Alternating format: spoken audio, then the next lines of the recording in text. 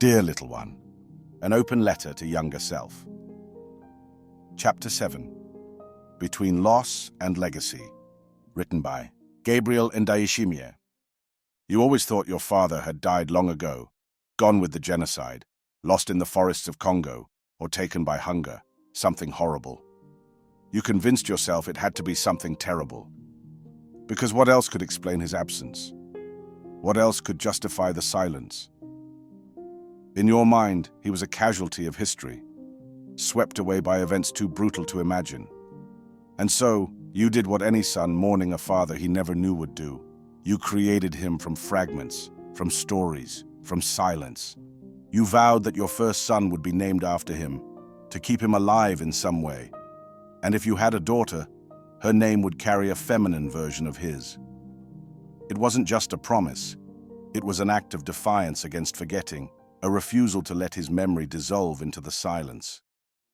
You carried him in your thoughts, in the empty spaces where a father's voice should have been, imagining his words and the weight of his gaze, the way he might have laughed, the comfort of knowing he had once held you. It wasn't just a name you carried, it was the ache of wanting to be seen by him, to be known by the one who should have been there to teach you who you were. You held on to fragments, the stories your mother shared when her guard was down, though her guard rarely dropped. She spoke in fragments, carefully chosen, and always with an air of distance, as if revealing too much might break her. When she did let her guard slip, it wasn't about him. She always redirected it to God. God is your father, she would insist, her eyes fierce with conviction, the father of us all. But you knew it wasn't just conviction, it was desperation. She needed you to believe it because she needed to believe it herself. She clung to faith like it was a balm for a wound she refused to look at directly. She offered you God's presence as a way to soften the ache of absence.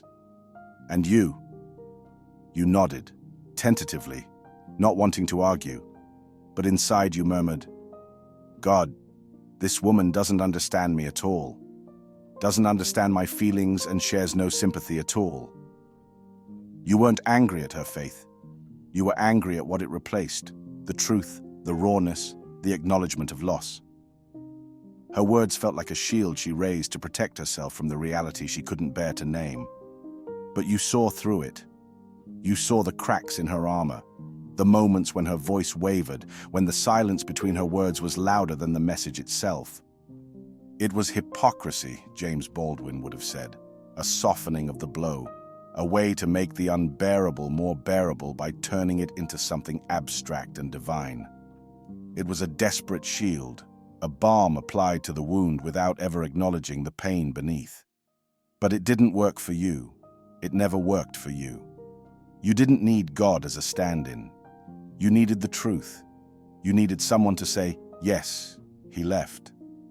And yes, it hurt. But no one ever said it. Instead, they handed you God like a gift wrapped in silence and shame, and expected you to unwrap it gratefully. Expected you to find comfort in the abstract, to bow your head and nod at the idea of a father in heaven while the one on earth remained a ghost. Expected you to swallow that narrative whole and make peace with it.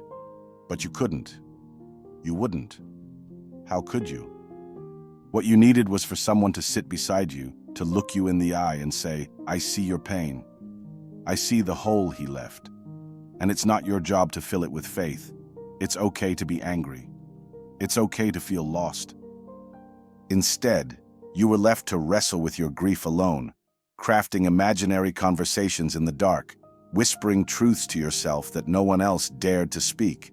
Because in the end, it was never about belief. It was about absence. And faith, no matter how fervent, could never fill that void. But that truth never came. Instead, you were left with fragments and silences, with faith pressed into your hands like a bandage over a wound that hadn't even been cleaned. You asked her about photos once, twice, hoping against hope that she had forgotten something. Are you sure there isn't a single picture, not even one? You couldn't believe it when she told you she had nothing. I have nothing, she said quietly. And that nothing became everything you carried. a hollow space filled with questions, longings, and restless whispers that never quieted. It became the weight you bore in silence, the shape of absence molded into your very being. It was the ache of every unanswered question, every moment you searched for a face that might never come into focus. It was the loneliness of imagining someone who should have stood beside you, but instead lingered as a ghost in the corners of your mind. That nothing became the thread you wove through your identity, holding together the fragments of stories you collected. Stories that never quite filled the void but kept it from swallowing you whole. In those moments, when you spoke his name to her as though it was sacred, you built an image in your mind, delicate and shifting like smoke, fleeting and fragile, a portrait shaped by longing. You painted him with the softness of imagined memories, but underneath, there was always the ache of absence. He became more than a man. He became a myth you clung to, a symbol of everything that was missing, everything you needed him to be. You saw him standing at the edges of your thoughts, always out of reach. In the way shadows stretch with the sun but never touch the horizon, he lingered just beyond grasp, a phantom shaped by silence. At times, you whispered questions into the dark, hoping his name would carry an answer back. But no voice ever came, only your own echoes, bouncing back with more questions. In quiet moments, you imagined him sitting beside you, saying your name the way only a father could, with weight, with recognition, with love. And yet, deep down, you knew it was your voice filling in the silence, your own longing giving life to something that might never have existed. Still, you held on to him. You needed to, because letting go meant surrendering to the void. And the void was unbearable. In every quiet moment, in every pause between thoughts, he lingered there, a shadow of possibility, a question that never faded. What was his voice like? Did it carry a softness, or was it commanding? What did he carry in his eyes? Grief, hope, mischief? Did he walk with confidence or a quiet caution? Did he laugh with the same rhythm you sometimes heard in your own voice? Did he have your habit of running his hand through his hair when he was lost in thought? You hunted for him in the faces of strangers, in the way an old man might pause before speaking, in the curve of a smile that seemed too familiar to be coincidence. You wondered if he was the kind of man who looked at the stars and thought of his children, or if he walked through life weighed down by regret. Did he carry sorrow on his back like a sack too heavy to drop? Or did he move lightly, pretending the past never touched him? And what of his hands? Were they calloused from labor, or soft from a life spent in thought? And then there was the deeper question, the one you couldn't let go of. What part of his soul lived in you? Did his dreams linger in your own ambitions? Did his fears shape your silences? Were you chasing his footsteps without knowing it, walking paths he once dreamed of for himself? Or were you carving your own way, defying a legacy you never knew but somehow carried anyway? Each time you caught only glimpses, hints, never the whole picture. And perhaps that was what haunted you most. The knowledge that you might never truly see him, yet he had already shaped the man you had become. And yet, even in the absence of certainty, he became a compass. His absence guided you as much as his presence might have. His missing voice taught you to listen harder, to hear stories in silences. His missing hand taught you to steady yourself. He taught you, without ever being there, that sometimes love is what remains even when everything else is gone. Still, you questioned. Were his silences like yours? Did he retreat inward when overwhelmed, or did he rage against the quiet? Did he write letters he never sent, filling pages with thoughts too raw to share? You wondered if his soul carried the same contradictions as yours, a longing for connection, yet a fear of being truly seen. Did he carry guilt? Did he ever regret the distance between him and the life he left behind? Or did he bury it deep, hoping time would swallow it whole? And when he spoke, did his words tremble with uncertainty? Or did they land like stones, solid and unyielding? Did he choose his words carefully, knowing the power they held? You wanted to believe he did, that he too understood that words weren't just sounds. They were lifelines, threads that wove people together or unraveled them entirely. You wondered if he ever looked at the horizon and thought of you, if he ever stood at the edge of something, a river, a road, a memory, and let his thoughts drift toward the sun he hadn't seen grow. Did he wonder who you had become? Did he imagine your laughter, your stride, your voice? Did he know that his absence carved paths through your mind, paths you followed endlessly, hoping they would lead to him? What scared you most was the possibility that he hadn't, that you had spent years building bridges towards someone who had never even looked back. But even that fear couldn't stop you. The need to know was greater. The questions refused to be silenced, because to carry his name wasn't just to hold onto a piece of him. It was to search for the missing parts of yourself. And you couldn't stop searching, not now, not ever. What would he think of you now, of the man you had become? Would he see himself in your words, your dreams, your longing to carve meaning from silence? You wanted to believe he would be proud, that he would see the boy who never gave up searching, who refused to let his absence define him. And yet, beneath that hope, there was fear. Fear that the image you carried, the father you had created in your mind, would crumble when faced with the reality of him. Fear that he might not be what you needed him to be. But even that fear wasn't enough to stop you, because the longing was stronger than the fear. The need to fill that emptiness was greater than any doubt. You weren't just carrying his name. You were carrying questions that multiplied with every passing year. Did he carry himself with dignity? Did he stumble when life threw its hardest blows? Did he ever speak your name to himself, in quiet moments, wondering who you were becoming? You were carrying the ache of wanting to know, truly know, if you were alike in spirit, if his strength ran through your veins, if his fears mirrored your own. Did he dream in the same restless way you do?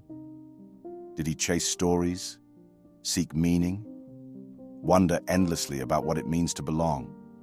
Did he have your stubborn streak? Did he laugh at his own jokes the way you do, even when no one else did?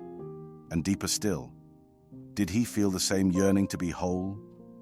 To find a place where all the scattered pieces of identity could settle? Where silence gave way to answers? Where absence no longer defined him? You weren't just carrying his name. You were carrying the fragments of a man who had shaped you without ever standing beside you. You were carrying your own yearning to see his face reflected in yours, to belong, not to the myth you created, but to the truth of him. No wonder then, when you grew older, when you reached university, you swore to carry your father's legacy into eternity. You told yourself you would become a man of words, a craftsman of stories, because stories were the only inheritance he had left you. You would create a book publication and name it Livin' Books. You would build a coffee shop and brand it the Livin's Coffee House. Live in this, live in that. Because you were desperate to breathe life into what had been left for dead. But it was never just about building things. It was about building him. Liven became a prayer, a resurrection of a man you never met but carried inside you every day. It was a whisper into the dark. Live on. Live through me. Live in my work, in my voice, in every word I write. Yet, as you lit those candles in your soul, there was always a flicker of doubt. Were you keeping him alive, or keeping yourself from facing the truth? You couldn't answer that question. Maybe you never would. But you knew one thing for certain. You had to keep going. Because to stop would be to surrender to the void. When you are walking through hellfire, the only option is to keep moving forward. And isn't that what we all do? March through the flames, hoping there's an end. You stop, you burn. You go back, you burn more. But moving forward is its own rebellion, an act of defiance against the heat that tries to devour you. You don't move because you know there's safety ahead. You move because standing still is death. You move because hope, however distant, however foolish, is the only thing that keeps you from collapsing into the fire. You move because to surrender is to admit that the world, in all its cruelty, has won, and the void was unbearable. You told yourself you would become a professor, a teacher, just as he had dreamed of becoming, a dream he had once shared with your mother. But you wouldn't stop there. You would do more.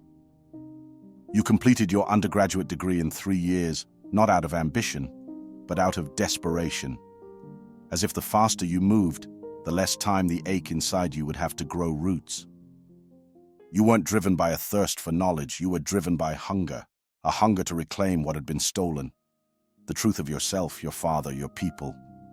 You pushed harder, because slowing down meant the questions would catch up, and you weren't ready to face them. But you knew you couldn't run forever. Graduate school called to you like a distant horizon, a place where maybe the questions would start to make sense. Howard University wasn't just a school, it was a reckoning. It was a place where ghosts walked freely, where the silenced voices of history were given room to breathe. And you were done with Canada's white institutions, their history books that skimmed over the pain you carried, their professors who spoke with authority but knew nothing of exile, nothing of loss. You wanted more than a degree. You wanted a confrontation, a reckoning. You needed to see yourself reflected in the pages of history, not as a footnote, not as an afterthought, but as a central story. Howard promised that. Howard whispered to you, "Come. Bring your ghosts with you." And you were ready. Howard University whispered to you like a sanctuary. It wasn't just a historically black university. It was a reckoning.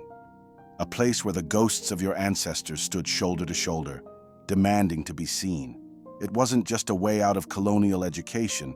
It was a declaration that Africa itself was calling you back. You had grown tired of classrooms that presented Africa as a lost continent, a place of suffering without agency, a history written by those who took more than they gave, and you wanted more. You wanted African studies, not as an intellectual exercise, but as a form of excavation, to unearth what had been buried, to trace the roots back through time and dust until you found the truth of who you were. It wasn't history you sought, it was blood memory. You wanted to peel back the layers of erasure, to find the truth buried beneath centuries of silence and shame, to understand the lineage of your father and your ancestors as if by piecing them together, you might finally understand the maker of you. You weren't looking for polite lectures about civilization. You wanted something raw, something that could scorch away the lies, strip the veneer of politeness, and leave only the bone-deep truth. You wanted to know how empires crumbled, how borders were drawn in blood, how languages were silenced, and how your people survived, not despite it all, but through it all, carrying their names and stories like embers that refused to die out. Canada's white-dominated universities no longer held any appeal. Their lectures were sterile, their books thin on the truths that burned inside you.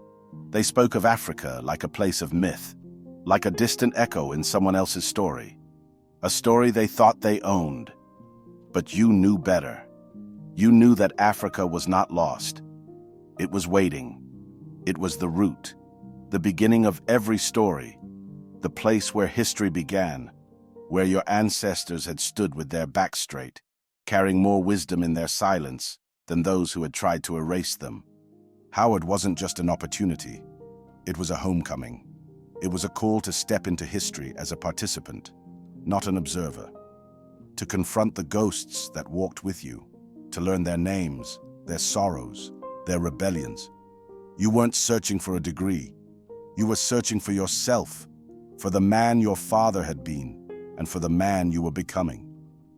Canada's white-dominated universities didn't call to you anymore.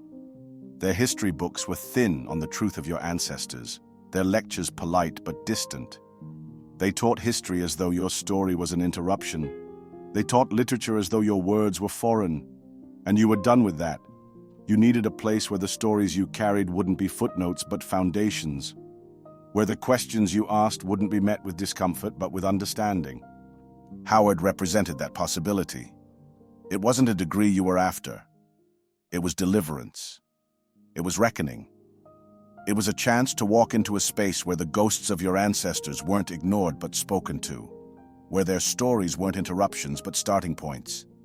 And you were ready for it, ready to confront the silences that shaped your life, to confront the absence that made you who you were. You weren't just searching for an education. You were searching for a way to belong to the history you had been cut off from.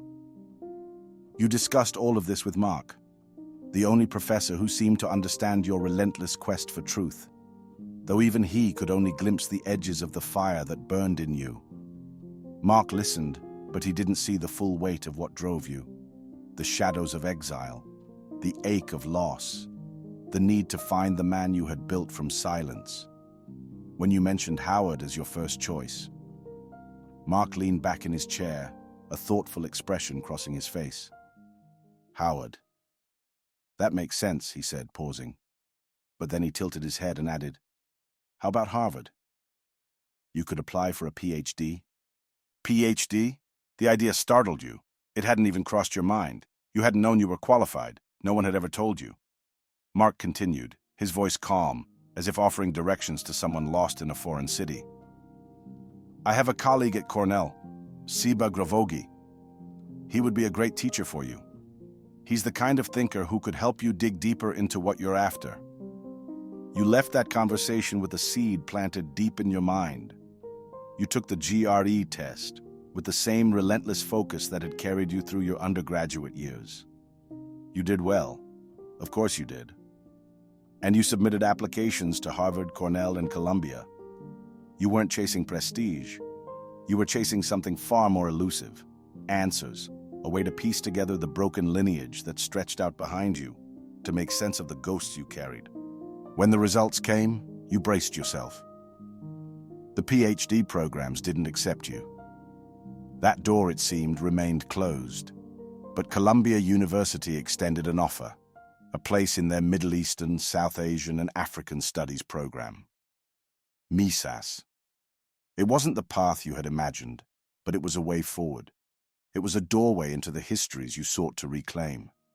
And as you held that acceptance letter in your hand, you understood something. You weren't applying to institutions.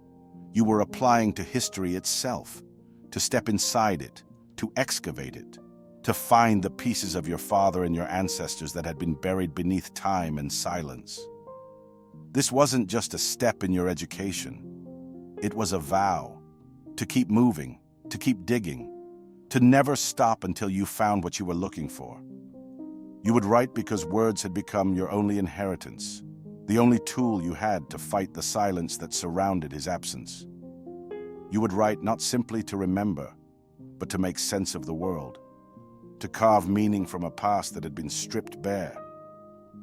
You told yourself you would become the first great writer in your family's lineage, that you would find a way to speak what others buried. But the truth is, you wrote to keep yourself from drowning. You wrote to make sense of the ache, the questions that never left you. You wrote about exile because you had lived it. You wrote about loss because you carried it. And you wrote about longing because it never let you go. But there was another kind of loss that you didn't write about, a quieter, crueler loss that crept in through the cracks when no one was looking, the loss of a dream. Columbia University had opened its doors to you, but only halfway. They offered a scholarship, but the funds were thin, barely a whisper against the weight of what you needed. And so you turned to private student loans, clutching at hope like a man clinging to the edge of a cliff, only to be met with closed doors. No cosigner, they said. As if knowledge were a privilege reserved for the wealthy, as if education, like land and power, was something you had to buy your way into. As if your worth could be measured by someone else's wealth, someone else's signature, someone else's approval. And isn't that the truth of it? In a world that claims to value ambition, the poor are taught to dream just big enough to be disappointed. Your hunger for knowledge, your fire. It meant nothing if you couldn't pay the price.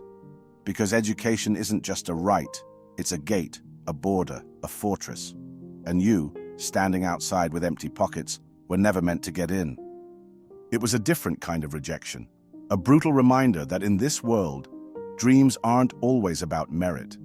They're about money. And you, with all your hunger and drive, didn't have enough. How painful it was to be told that your determination couldn't buy you a way forward. How humiliating it felt to watch a dream slip through your fingers, not because you weren't worthy, but because you couldn't pay. But you didn't give up. You fought for it anyway. You turned to GoFundMe, laying your story bare for the world to see, like a confession no one had asked for. There you were, standing at the crossroads of hope and humiliation, asking for help in a world that teaches the poor to suffer in silence. You hoped someone, somewhere, would see your fire, your desperation, and offer more than pity, that they would help you build a way out of the abyss. Friends contributed what they could. Juru, loyal and unwavering, shared the page, stood by you, and carried your hope when it began to falter. But hope alone could not bend the rules of this world. The funds trickled in, a slow, painful drip that only deepened the ache of knowing how little this world values ambition without money. The GoFundMe page sat there like a monument to failure, a silent witness to a dream slipping through your fingers. The light of Colombia dimmed, flickered, and then went out altogether. And it wasn't just a dream that died. It was a part of you, the part that believed that hunger and hard work could open doors that wealth had closed. It was a brutal lesson. This world doesn't reward ambition alone. It demands collateral. It demands wealth. And if you have neither, it demands that you stay in your place. But you knew you couldn't stay there. You understood by then that the world had never been built for people like you. Not the poor, not the children of the displaced, not those whose histories were wrapped in silence and loss. The system wasn't broken. It was designed to keep you out. And yet, you pressed on, not because you believed the world would change for you, but because you refused to let it bury you, refused to let their silence become your silence. You walked with your ghosts, with your questions, and with your defiance. You moved forward, not out of hope, but out of necessity. Because standing still meant surrendering to the fire, and you weren't about to burn quietly. The rejections settled in your bones like an ache you couldn't shake. But still, you didn't stop. You applied to Ryerson University in Toronto for an MA in Immigration and Settlement, a program that seemed on paper like a practical step forward. Practical, you told yourself, relevant.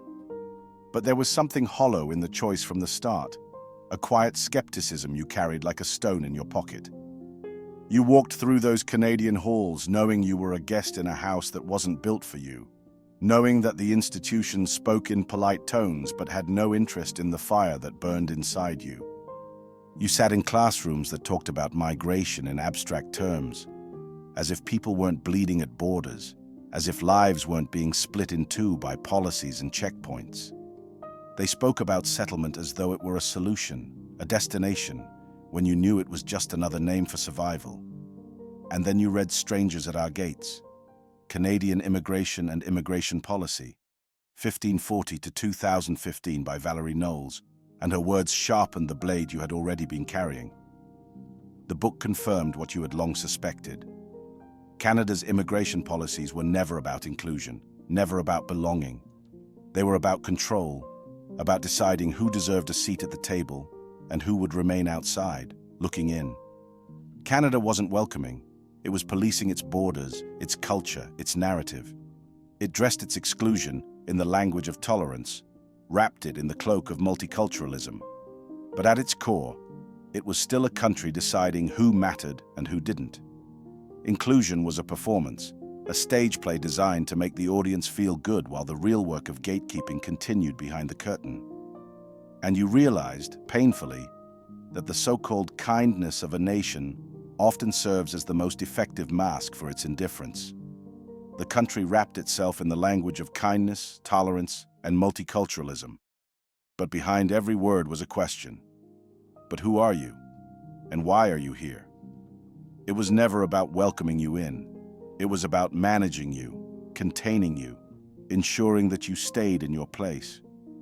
Kindness became a border patrol, tolerance a form of surveillance. Behind the polished rhetoric was the unspoken rule. Canada would accept you so long as you didn't ask for too much. So long as you were grateful, quiet, and willing to forget the stories that brought you to its shores. But what happens when the immigrant refuses to be quiet? What happens when the stories demand to be told, unpolished and jagged, without the smoothing of polite conversation? What happens when you say, "No, I won't be a footnote in your narrative. No, I won't soften my edges to fit into your pages"? That's when the mask slips, and you see it clearly. Tolerance was never about inclusion. It was about managing you. It was about ensuring you stayed grateful for scraps, that you knew your place, that you remained endlessly thankful for being allowed inside, even if just barely. What kind of inclusion demands silence? What kind of kindness comes with conditions? The more you looked, the more it became clear. Inclusion wasn't a bridge, it was a leash. It was control disguised as generosity. It was a performance, a script Canada repeated to itself to feel good about the story it was telling. But beneath every polite nod and every tolerant smile was suspicion, was surveillance, was the quiet question, "But will you behave? Will you remember that this is our house?" The gates were never open. The gates were locked. And inclusion was a performance stage to hide the keys. They called it multiculturalism, a word that sounds like open arms, but what they meant was management. They meant assimilation. They meant, you can come in, but don't bring too much of yourself. They wanted your labor, your contributions, your compliance, but not your truth, not your stories, not the weight of your history. They wanted your hands, not your voice. They wanted your silence as payment for opportunity. They wanted your productivity, but none of your pain, none of your questions. Build our country, but don't ask who built it before you. They wanted bodies to fill gaps in the labor market, but they never asked what it cost to leave your home, your family, your language behind.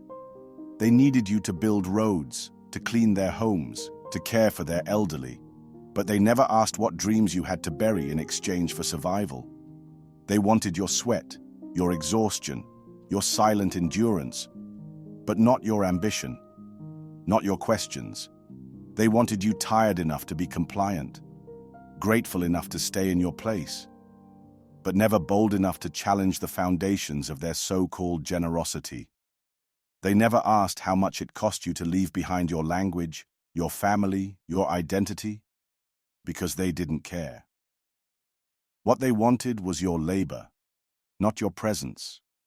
They wanted bodies to build a country, but not souls to question its conscience. Because what is inclusion if it comes at the cost of erasure? They weren't interested in who you were, only what you could do for them. They didn't care about your journey, only that you arrived ready to work, ready to comply, ready to assimilate. And if you refused, if you spoke too loudly, if your stories became too inconvenient, the same gates that had opened just a crack would slam shut, and you would be reminded that kindness has limits, that generosity is conditional, that inclusion is never free. They weren't interested in the fullness of who you were, only the parts they could polish and display. And if you spoke too loudly, if your stories refused to be smoothed into something palatable, they reminded you, the keys were never yours to begin with. You saw it clearly in the stories of immigrants with PhDs driving taxis through the same streets where professors lectured in classrooms they would never enter. You saw it in the janitors with engineering degrees mopping the floors of corporate offices that would never hire them for what they truly knew. Their dreams weren't just deferred, they were dismantled piece by piece until all that remained was survival. Their knowledge, their brilliance, left unspoken in a language no one cared to hear. And you understood your worst fear, that this too could be your fate. That after all your searching, all your striving, you would end up like them, navigating the same corridors of rejection, silenced by the same polite indifference. What kind of society builds walls and calls them doors? What kind of kindness invites you in only to tell you that you don't belong? You saw the truth. This wasn't about inclusion. It was about compliance. It was about managing the hopes of those who came with fire in their hearts and breaking them into submission. And you knew yourself too well to believe you would ever take that path. You wouldn't be silent. You wouldn't bow your head and call it gratitude. You would never shrink yourself to fit into a space that was never meant to hold you. Because you knew the cost. You knew that to stay meant to forget the stories of those who came before you, to forget the weight of your name, to forget the ghosts who walked with you. And you refused. You rebelled. Not against a program, not against a university, but against a system that demanded you erase yourself to survive. A system that told you to be thankful for the scraps, while it kept the feast locked behind closed doors. And in that refusal you saw clearly, the force that threatened to consume you wasn't failure. It was conformity. It was the slow erosion of identity, the slow death of the questions that made you who you were. And you weren't willing to die quietly. Because you knew yourself too well. You were trouble from the start. You wouldn't take the hypocrisy of corporate Canada. Wouldn't swallow the lie that you should be grateful for whatever scraps of opportunity were tossed your way. You saw the path clearly. A path toward conformity, toward blending in, toward becoming another cog in a system that thrived on erasure. And you rebelled against it. You refused to let yourself be swallowed whole by a system that demanded you shrink, conform, forget who you were. The force threatened to consume you. The weight of erasure. The slow suffocation of identity under the guise of inclusion. But you fought it. You fought to hold on to the fragments of yourself that you were trying in vain to stitch together. You weren't going to let the world tell you who to be. You weren't going to let them bury your questions under a mountain of compliance. You sat there, biting your tongue, watching the lecturers smooth over the edges of stories that you knew were jagged and sharp, stories they refused to let bleed. They spoke as if Canada's borders had always been open, as if exclusion had never been part of the national project. But you knew better. You had seen it in the way policies carved out exceptions for some and shut doors on others, in the way papers were stamped with quiet denials that meant life or death for those on the other side. You felt it in the way your story, your ancestors' stories, were reduced to case studies, neatly packaged, stripped of blood and breath, treated like problems to solve rather than lives lived. This wasn't education. It was erasure. It was history rewritten to soothe guilty consciences, a performance of fairness designed to comfort the comfortable. They wanted to believe the borders were open, that inclusion was real. But the truth was there in every gap, every silence, every policy that whispered, "You are not one of us." And you sat there, knowing that what they called inclusion was just a softer form of exclusion, less brutal in its language perhaps, but just as deadly in its intent. Because to include someone on the condition that they forget themselves is not inclusion. It's assimilation. It's theft. And what happens when you refuse to forget? When you refuse to become what they need you to be? That's when their kindness turns cold, their smiles tighten, and their gates close. And you realized, sitting there in that classroom, that the story they were telling wasn't your story. It was theirs. The story of a nation desperate to be seen as good, as just, as kind, while refusing to confront the blood that stained its foundation. You weren't interested in playing along. You weren't interested in comforting them, because your story wasn't clean.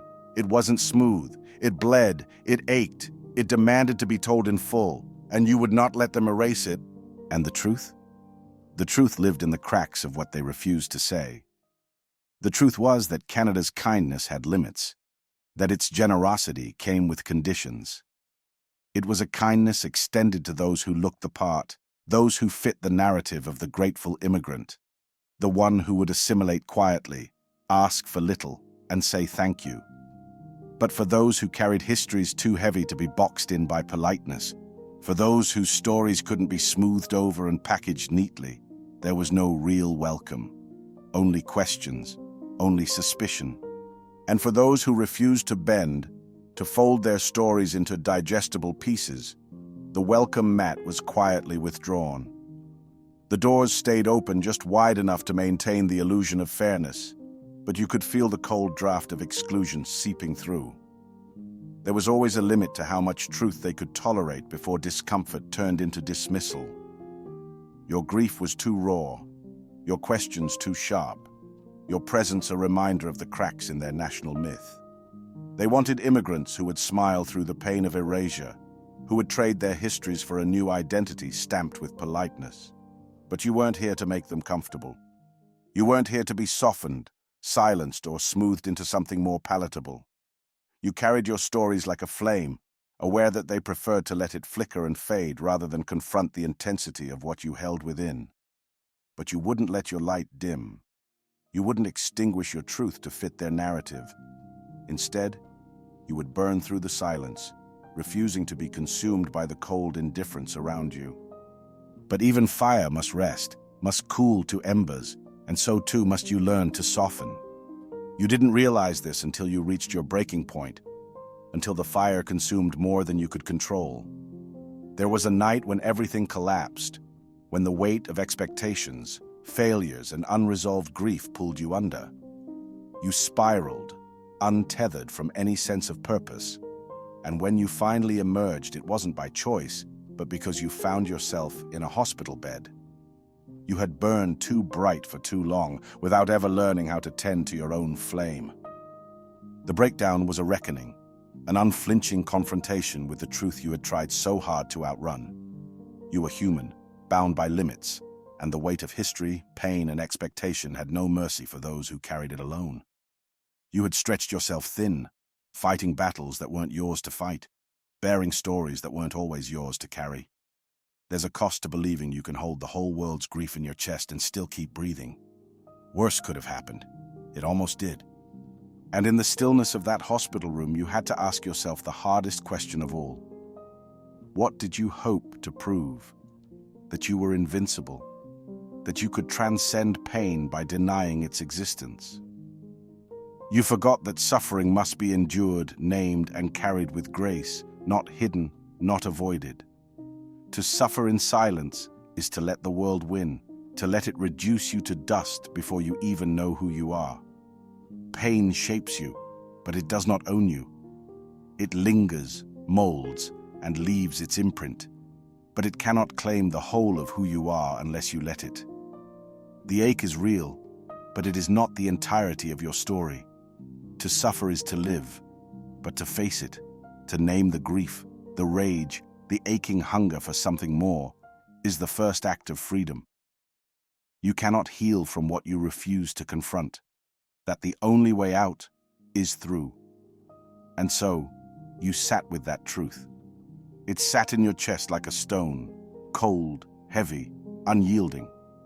But stones can be shaped. And slowly, you realized that survival wasn't about carrying everything, but about learning what to let go. It wasn't about enduring endless battles. It was about choosing which ones were worth your soul. When you finally sat with the quiet of recovery, you realized that survival required more than defiance. It required rest, care, and the ability to let go of the need to prove yourself to a world that never truly saw you. You learned to retreat without shame, to seek peace in small rituals, the warmth of a familiar coffee shop, the comfort of journaling without an audience, the softness of dreams that didn't need to be loud to matter. You began to understand that ambition could coexist with gentleness, that you could carry your stories without letting them consume you. The lesson came at a cost, but it was one you wouldn't forget. You learned that tending to your own flame wasn't a surrender. It was an act of preservation, of honoring yourself and your journey without apology. You began to see that survival wasn't always about charging forward with defiance. There was resilience, too, in knowing when to step back, to retreat into quieter spaces where you could tend to the flame without risking burnout. You found yourself pulled away from the grand, performative gestures of activism and toward the simple, unassuming acts of preserving yourself and your stories in private. The world wasn't going to hand you a stage, and perhaps you no longer wanted one. what you wanted was freedom. Freedom from having to prove your worth, to justify your existence, to explain why your stories mattered. There was a quiet rebellion in finding solace in mundane routines, in choosing a life away from the exhausting pretensions of corporate Canada. You chose to build your own small worlds in the spaces they overlooked, worlds where your voice could exist without filters or conditions. You withdrew from the exhausting battle for recognition and instead poured your energy into the pages of your journals, into letters and essays that might never reach a wide audience, but carried your truth all the same. You sought out hidden corners of bookstores, coffee shops, and libraries, places where time seemed to slow, where you could sit unnoticed, yet fully present in your own story. Sometimes you would sit in a Starbucks with your notebook, the hum of life around you offering a strange comfort. It wasn't the coffee you craved. You could barely afford it most days. It was the space, the ambiance, the illusion of belonging in a world that often made you feel out of place. There, among the soft clinks of cups and distant murmurs of conversation, you allowed yourself to dream. To imagine revolutions that started not with grand speeches, but with a pen scratching quietly on paper. To envision a life where your worth wasn't tied to productivity, but to the stories you carried within you. In those quiet moments, you made peace with the idea that your rebellion might never be a headline, but it didn't need to be. The real revolution was in preserving the parts of yourself that the world tried to erase. It was in holding onto your truth, sharing it with those who mattered, and resisting the urge to conform to a narrative that wasn't yours to begin with. Over time, you found yourself retreating from the pretentiousness of corporate Canada, settling into a quieter existence. It wasn't surrender, but a deliberate choice to live on the edges of a system that had no interest in your truth. You stepped away from the glossy veneers of office towers and boardrooms, away from the performative gestures of diversity and inclusion, and sought refuge in smaller spaces, those intimate corners where stories could breathe without being polished to fit someone else's narrative. Your ambitions became quiet, whispered to those who truly listened. They were letters sent to a few trusted souls, filled with fragments of dreams about publishing books, starting movements, and crafting manifestos that carried the weight of untold histories. But the grand revolutions you once envisioned often ended with cups of overpriced coffee at Starbucks, where you drowned your sorrows not out of luxury, but because the ambiance offered a rare kind of peace. The soft hum of conversations, the clink of ceramic cups, the distant sound of jazz. It became a cocoon where you could sit with your thoughts, your grief, and your defiance, finding solace in the stillness that corporate spaces never provided. And as you sat there, notebook in hand, you realized that the revolution you longed for wasn't always loud or grand. Sometimes it was found in the quiet rebellion of writing your truth, in carving out spaces where your voice, no matter how small, could be heard. It was in the gentle act of creating, of dreaming in stolen moments, of refusing to let your identity be diminished to fit someone else's comfort. It was in choosing to exist fully, even in the margins, where your stories could remain raw and unpolished, untouched by the need for approval or validation. But also as light, to illuminate the paths of others who walked similar journeys, to spark conversations that had long been silenced. And as the fire settled into a steady glow, you realized that burning through wasn't the end of the journey. It was a beginning, an opening to something greater, something lasting. Because in the end, it wasn't just about resistance.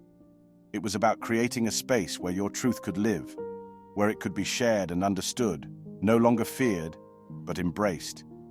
And that, you realized, was the true rebellion: to endure, to speak, and to invite others into the warmth of your flame.